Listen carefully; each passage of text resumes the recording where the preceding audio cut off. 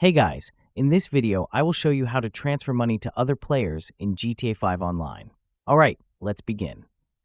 First, open the interaction menu. Hold down the touchpad on your controller or press and hold the M key on a PC. This will bring up the menu on the left side of your screen.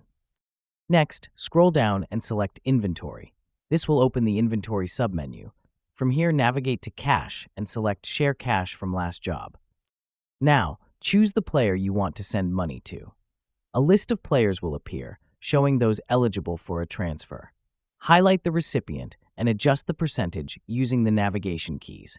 Once set, select Accept at the bottom of the list to confirm the transaction.